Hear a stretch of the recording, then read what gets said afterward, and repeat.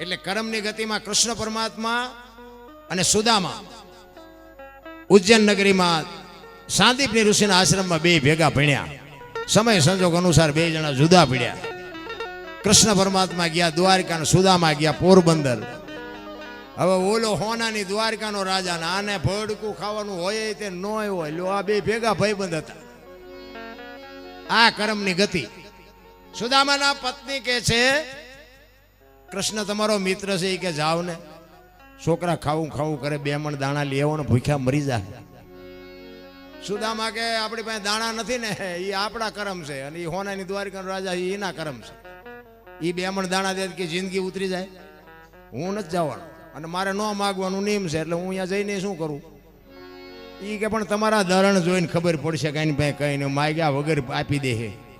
બહુ આજીજી કરીને એટલે કૃષ્ણ પરમાત્મા પાસે સુદામા તાંદુળની પોટલી લઈ અને પોરબંદરથી દ્વારકા જવા માટે નીકળ્યા. કાગ બાપુ વાણીમાં એવું લખે કે દુબળો દેહ, હાથમાં લાકડી, એક ધોતડી પહેરી છે, ડગુમગુ ડગુમગુ ડગુમગુ બાપુ કચવાતા મને, કારણ કે બહેરામાં કોઈનું હાલ્યું જ નથી.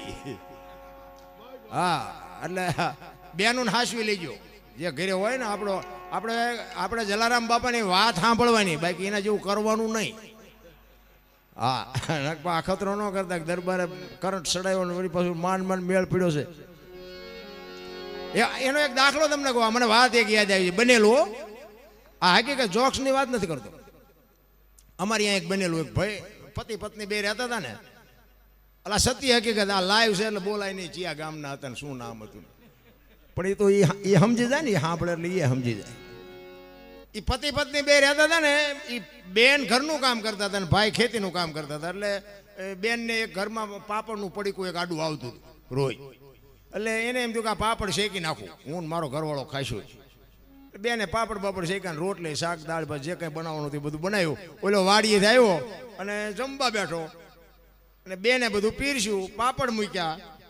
હવે જો સાનો માનો ખાઈ લેતો તો સારું નહીં, પણ એને વંટોળિયો સડાયો. એની વહુને કે આ પાપડ ભાંગી દે. એની વહુ કે ભગવાને તમને હાથ ન થાય. એ કે તું મારી વહુ છું, ભાંગી દેવાનો છે કે નથી ભાંગી દેવાનું? હવે એ તો આપણા બહેરાને આપણે કેવો મેળ છે આપણને ખબર હોય. મેળવો જ ભાંગી દે ને, નો ભાંગી દે. ઓલી બૈરી બજારી એમ કે ભાંગી લો ને સાના માના. એ કે તારે ભાંગી દેવાનો કે નથી ભાંગી દેવાનો? એ કે નથી ભાંગી દેવો. એ કે ભાંગી દે. એ કે નથી ભાંગી દેવો. પાપડ નો ભાંગ્યો, ઘર ભાંગી ગયો, એ રખડે બે. હવે કે સમાધાન કરાવો. હવે શું સમાધાન કરાવો? તમે પાપડ નો ભાંગી કોઈ બૈરા રાખી શકો? હવે આ આપણે ઉભા ન કર્યા કહેવાય? અરે મારા બાપ પોતાનો પરિવાર છોડે, પોતાના માતા પિતા છોડે, પોતાની જન્મ ભૂમિકા છોડે. બાપુ દીકરીઓનું સમર્પણ છે મારા બાપ. દીકરીઓનો જે ત્યાગ છે ને, હું તો દીકરીઓને વંદન કરું છું. એટલા માટે કહું છું કે તમે જ્યાં ધર્મ ધ્રુજો ને જ્યાં પુરુષ ન પૂગી ગયો ત્યાં દેશની આબરૂ બાપુ દીકરીઓ રાખી. તમે ઇતિહાસ કયો એટલે હવાર સુધી દીકરીઓના દાખલા આપો. જ્યાં પુરુષ થાકી ગયો, જ્યાં દુનિયાનો ધર્મ ઠૂકી જાય, ત્યાં બાપુ રણચંડીઓ બની છે અને આ દુનિયાના ઇતિહાસ બાપુ ઉજળા કરી દીધા છે. એક એક સફળ પુરુષની વાંહે એક એક ભગવતી છે. જલારામ ને બાપુ વીરબાઈ નો હોત તો કોઈ નો ઓળખત. સગાળસા ને ચંગાવતી નો હોત તો કોઈ નો ઓળખત. હરિચંદ્ર રાજા ને તારામતી નો હોત તો કોઈ નો ઓળખત. સવારામ બાપા ને જબુમાં નો હોત તો કોઈ નો ઓળખત. દેવીદાસ બાપુ ને અમરમાં નો હોત તો કોઈ નો ઓળખત. એક એક સફળ પુરુષની વાંહે બાપુ એક એક ભગવતીનો હાથ છે. પુરુષ થાકી ગયો ને ત્યાં બાપુ રણચંડીઓ બની છે. બાપુ ખોળિયા આમ આંતરડા કાઢવા પડે તો આંતરડા કાઢવાની તૈયારી બતાવી શકીલ બ્રહ્માંડના માલિકને ધ્રુજાવ્યો છે આ ભારતની આર્ય નારીઓ.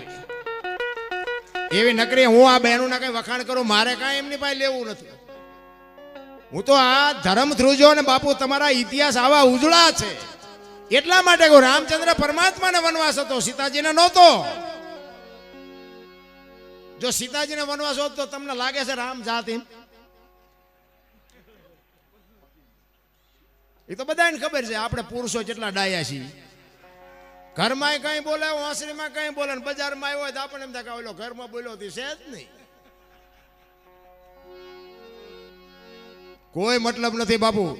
ખુમારી હોવી જોઈએ કે આપણા ધર્મની માટે, આપણા સનાતન માટે, આપણા હિન્દુત્વ માટે બાપુ ખોળિયા કદાચ જાય તો એક દી મરવાનું છે. શું ભલા માણા એમાં ફેર પડે? એટલે કૃષ્ણ પરમાત્મા ને મળવા માટે સુદામો જાય છે, પોરબંદર થી નીકળે છે. કાક બાબુ વાણીમાં એવું લખે છે કે સુદામો કેવો લાગતો હતો.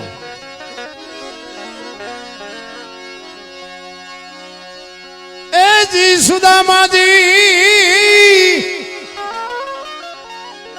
એ જી દ્વારી કામત દી હાલા રે દર્શને દિના, એ જી નાચના રે, એ જી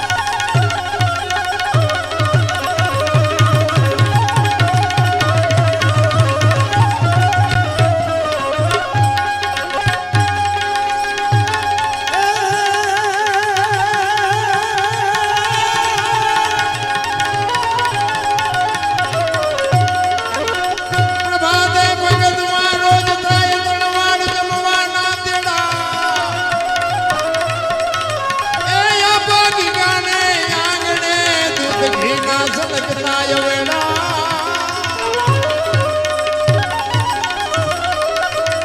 વાધિયાના ઘરે પારણામ ધાવતા હરકતી દંપતી નમન કરતા એક ઠણકડી કાળમાં તું પીન ગીગડા માનવીના દુઃખ બધા હરતા એ માનવીના ઈ બધા ઈ દુઃખ હરતા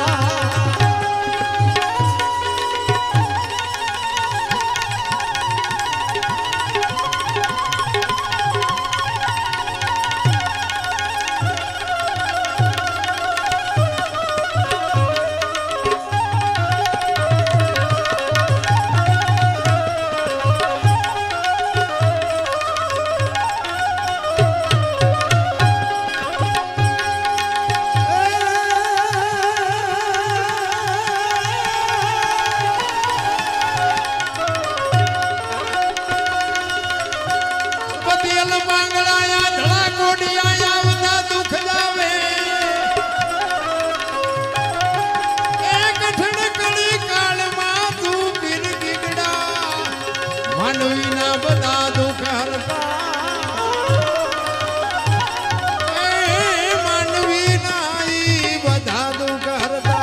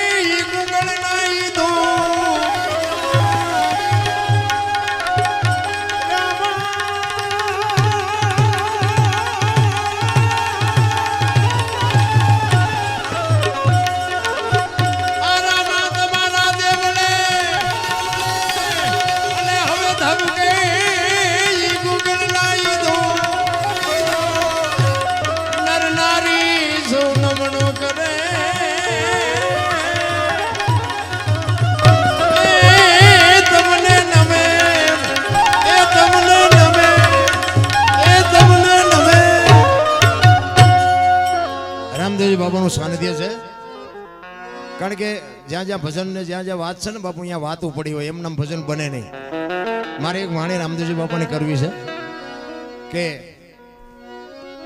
રામદેવ આ સવારામ બાપા તમે કદાચ પીપળી ગયા હોય પ્રજાપતિ સમાજ 50 થી 60 વર્ષની વાત રામદેવજી બાપાનો વાવટો ફરે અને જ્યાં જ્યાં પીરાણું હાલે જ્યાં જ્યાં હરિહર હાલે ને બાપુ ત્યાં બધે બાપુ પીરના પંજા છે એમ નામનો હાલે રામદેવજી બાપા જન્મા ક્યાં આવતા ક્યાં રહ્યા કૃષ્ણ પરમાત્મા જન્મા ક્યાં વયા ક્યાં આવ્યા મીરાબાઈ ક્યાં જન્મ્યા ક્યાં વયા આવ્યા તો આપણી ભૂમિ કંઈક પવિત્ર હશે કચ્છ કાઠિયાવાડ સૌરાષ્ટ્રની ધરતી 10 કિલોમીટર નો હાલો એક બાવો બેઠો હોય હરિહર હરિહરની હાકલું ધર્મના વાવટા ફરકે છે મારા રામ ભજન બાપુ કોને કહેવું આપણે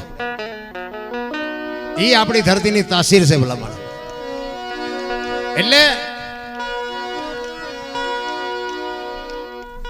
અમે ગોકુળમાં ગયા હતા ગોકુળમાં 2-4 ભાઈબંધ અમે ફરવા ગયા હતા આ એક બનેલી હકીકત તમને કહું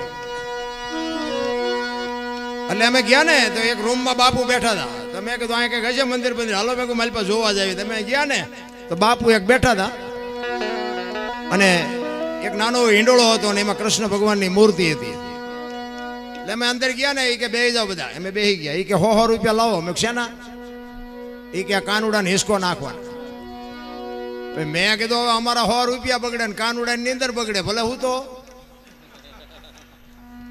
એ કે નાસ્તિક લાગો મેં નાસ્તિક છે તેમાં કાનુડો અહીંયા આવ્યો આવ્યો દ્વારકા છે અહીં કઈ છે ને અહીં તમે આટો મારવા આવ્યો કાનુડો તમારી ભેગો હશે એટલે આવી દુકાનું છે જરૂર પડે તો માને બાપાને આપજો બાકી બધે બાપુ વાહ મજા છે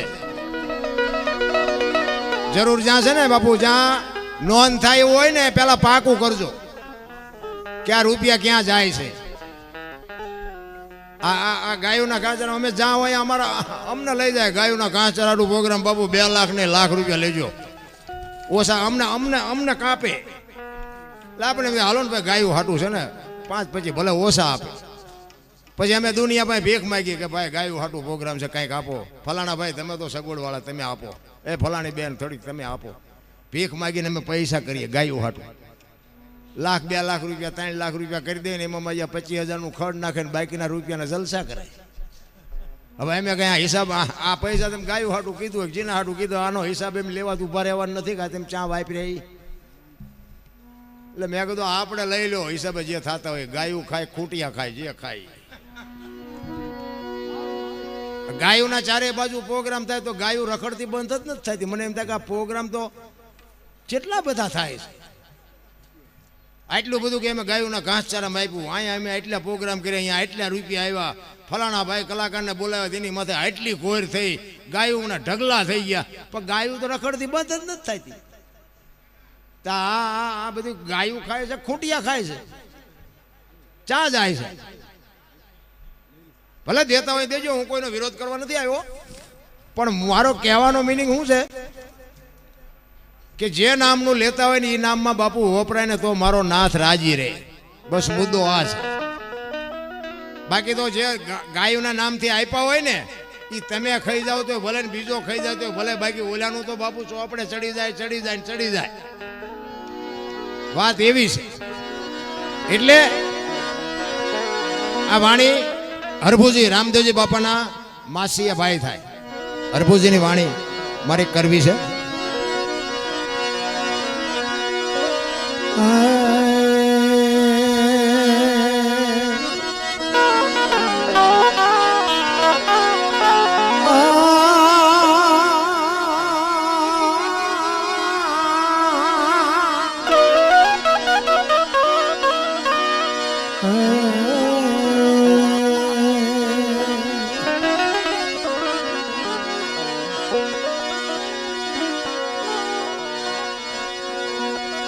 રામ રેવંત ને ખેલવે ને છૂટા મેલીને કે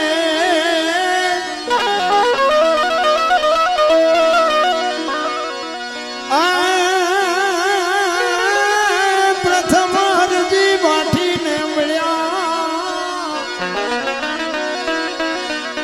તે દી હતા ઈ બાળવે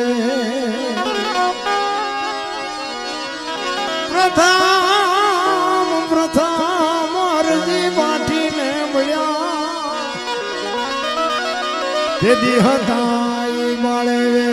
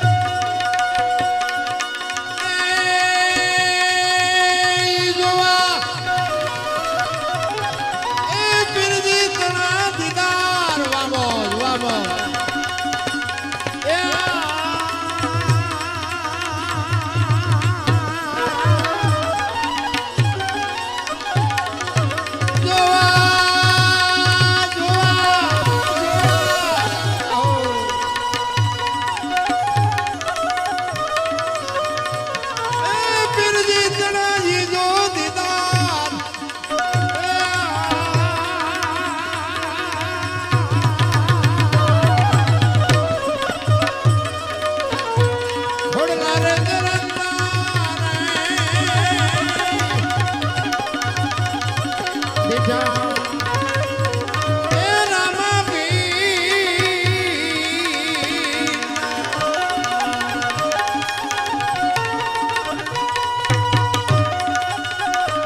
જાઓ જાઓ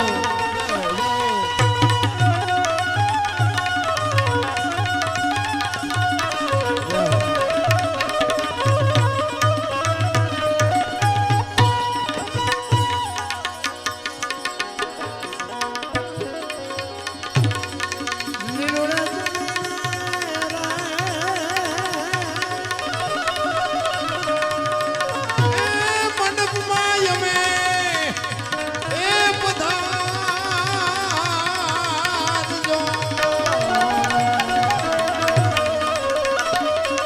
તમારો ભાવ હોય ને અલગ ગણીને તમારો ભાવ હોય અને તમે અંતરથી બાપુ હરભુજીએ અંતરથી બાપુ એને રામદેવજી બાપા સમાધિ લેવાઈ ગયા પછી એને અંતરના નાદથી બાપુ હાકલ કરી હતી ને અમારા મંડપમાં પધારજો બાપુ. આ રહ્યો મંડપ છે ને આપણી જો બાપુ અંદરની વેદના હોય તો અહીંયા મારો બાપ આવે. એટલે રામદેવજી બાપુ સોમુખ કીધું છે કે ગુગળનો ધૂપ ચોખા ઘીની જોત ધોજી ધોળી ધજા અને મારા નામના 5 ગાણા ગૌરવજે. હું કોઈ પણ સ્વરૂપે આવીને બેસ. તમને ભરોસો હોય કે ન હોય, અમને ભરોસો છે કે ઈ ક્યાંક બેઠો હોય બેઠો હોય બેઠો હોય. એટલે હરભુજી કહે છે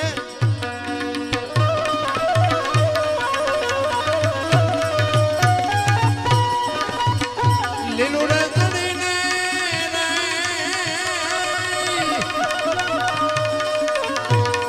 એ મારા મંડપમાં એ પધારજો.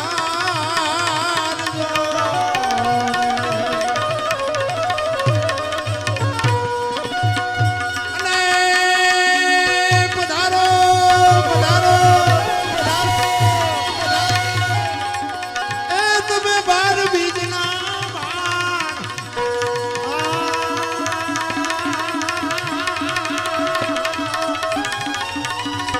પધારો પીરજી. એ તમે બાર બીજના બાણ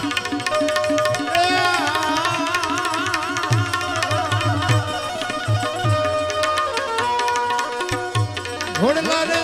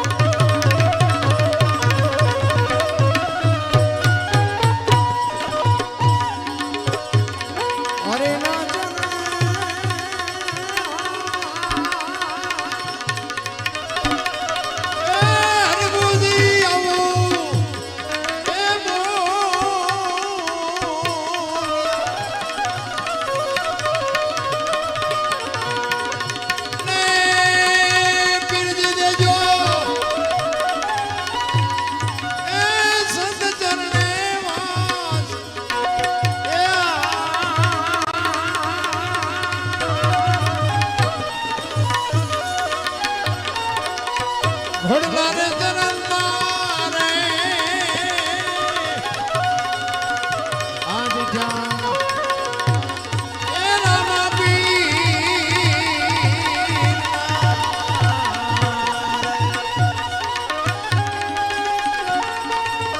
જાઓ જાઓ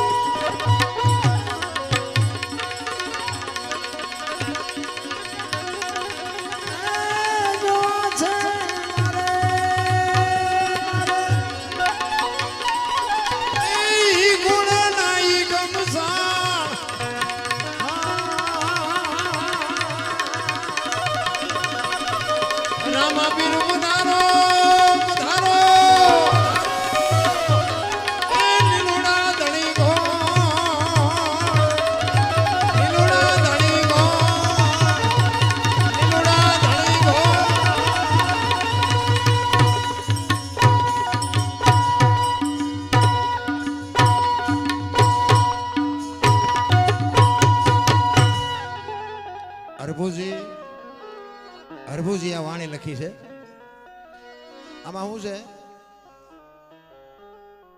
ઘણા હરજી ભાટીનું કહે છે, પણ ખરેખર આ વાણી એમના માસીના દીકરા ભાઈ થાય હરભુજી.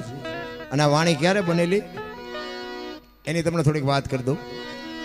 રામદેવજી બાપાને સ્વધામ જવાનું થયું ને ત્યારે એમના કુટુંબ પરિવારને બધાને ભેગા કર્યા અને કુટુંબ પરિવારને કીધું કે મારો સમય થઈ ગયો છે અને મારી તૈયારી કરો. પણ એક વાત હું તમને કહું કે મારી સમાધિ લેવાઈ ગયા પછી કદાચ તમને બ્રહ્મા વિષ્ણુ ને મહેશ આવીને કાંઈ પણ વાત કરે તો મારી સમાધિ ન ખોલતા. આ વાત શું કામ કરી હતી? હરભુજીને એમને વચન આપ્યું હતું કે હું તમને મળ્યા સિવાયનો જઈશ નહીં. અને જો વચનની બાપુ કિંમત હતી એ તો અત્યારે 10 જણાને કહીને એકાઈ પાસે નથી જાતા. તેથી તો બાપુ ખોળિયામાં જીવવું એટલે જાવું પડે ને જાવું પડે. હરભુજીને વચન આપેલું એટલે રામદેવજી બાપાને એમ થયું કે મારી સમાધિ લેવાઈ ગયા પછી સમય સંજોગ અનુસાર 2 જણાને ભેગું થવાનું થયું નહીં. એટલે રામદેવજી બાપાને એમ થયું કે મારે હરભુજીને વચન આપ્યું છે એટલે મળવું પડશે અને હું એમને મળ્યો એવી આમને ખબર પડશે ને તો આ સમાધિને ખોજશે. એટલે પહેલા એમને કીધું કે બ્રહ્મા વિષ્ણુ મહેશ જેવા કોઈ આવીને કે રામદેવજી મળ્યા હતા તોય તમારે માનવાનું નહીં, સમાધિને કાંઈ કરવાનું નહીં. અહીંયા આપણા કુટુંબમાં 3જી પેઢીએ પીર થાય છે, હું તમને વરદાન આપું છું. અને સમય સંજોગ અનુસાર બાપુ રામદેવજી બાપાની સમાધિ લેવાઈ ગઈ અને આ વાત ઉડતી હરભુજીના કાને પડી કે રામદેવજી બાપા સ્વર્ગસ્થ થઈ ગયા. હરભુજી માનતા નથી કે ના ખોટી વાત, હું માનું જ નહીં. એ કે પણ અમે ન્યા જ હતા, મુઠ્ઠી માટી અમે નાખી છે. એ કે વાત બધી હાજી પણ એ તો વચનનો પાકો છે, મને કીધું છે મળ્યા સિવાય જાઈશ નહીં, કોઈ દી ન જાય જિંદગીમાં. એ કે પણ અમે ન્યા જ હતા, તમારે માનવું હોય તો માનો, ન માનો તો તમારી કે હું ઘોડો લઈને જાઉં રણુજા અને ત્યાં જઈને હું પૂછીને પાકું કરું પછી હા પાડું, ત્યાં સુધી હું ન હા પાડું. અને ત્યાંથી બાપુ ઘોડે ચડ્યા. હો હરભુજી બગાડ ઘાટ કરતો ઘોડો બાપુ વંટોળિયો આવે એમ આવે, ચારે પગ હંકેલીને બાપુ જેમ નદીમાં બાપુ ઘોડા આવતા હોય એમ આવતો હતો. અને રણુજાના સીમાડે આવ્યા ને ત્યાં રામદેવજી બાપાના ઘોડા ચરે છે અને રામદેવજી બાપા ઝાડવાના સાંયે બેઠા છે. અહીંયા બાપુ હરભુજી આ વાણી લખેલી, હરભુજીને હૈયે હરખ અપાર ઘોડલા ચરંતા દીઠ્યા રામા પીરના. અહીંયા આવ્યા, ઘોડેથી ઉતર્યા, 2 ભાઈ ભેટ્યા અને હરભુજી રામદેવજીને કહે છે કે મેં તો આવી વાત સાંભળી હતી. એટલે વાતનો ગોળો ટોળો કરી નાખ્યો રામદેવજી બાપાએ કે જગત છે ગમે એ બોલે, મૂકને લપ, તું કહુંબો બનાય કહુંબો. આપણે ઘણા ટાઈમથી કહુંબો નથી પીતો. એ 2 કહુંબો બનાવી હરભુજીના મગજમાં વાત કાઢી નાખી. હરભુજીએ કહુંબો બનાવ્યો, 2 પીધો અને પછી રામદેવજી બાપા હરભુજીને કહે છે કે અમલની ડાબલી, વીર ગેડીઓ, અંચળો અને આ બધું લઈ, વીર ગેડીઓ, અંચળો, અમલની ડાબલી અને એક બીજી ચોથી વસ્તુ, આ 4 વસ્તુ રતન કટોરો, આ રતન કટોરો, અમલની ડાબલી, વીર ગેડીઓ અને પામરી લઈ અને હરભુજીને આપે છે કે આ વસ્તુ લઈને તમે ગામમાં જાઓ. એટલે રામદેવજી બાપાને એમ થયું કે આ વસ્તુ લઈને જાય ને મેં બધા મારા કુટુંબના ને કહીને આવ્યો છું, કેટલાક પાકા થયા છે ખબર પડે. અને અહીંયા ગામમાં ઘોડા ઉપર આવ્યા ને બાપુ અહીંયા શોકગ્રસ્ત આખો ડાયરો ચોરે બેઠો હતો અને ઊભી બજારે બાપુ પટા જટી બોલાવતો ઘોડો આવતો હતો ને આખો ડાયરો વિચાર કરે છે કે ભાઈ જેવો ભાઈ વિયો ગયો ને આ ઘોડા ઉપર બેહીને આવે અને શરમ નહીં આવતી હોય. ત્યાં આવ્યા, એ કે શું બધા બેઠા છો? એ કે ભલામણા રામદેવજી બાપા વિયાઈ ગયા 3 દી થયા. એ કે રામદેવજી બાપા મને અટાણે સીમાડે ભેગા થયા. તો કે આ બધા ખોટા ને તું એક સાચો.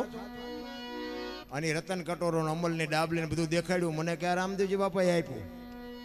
અને આમને શંકા જાગી કે સમાધિ દઈને આવતા રહ્યા પછી રામદેવજી બાપા માથું મારી નીકળી ગયેલા લાગો, હાલો કે આપણે ખોદવા જવું.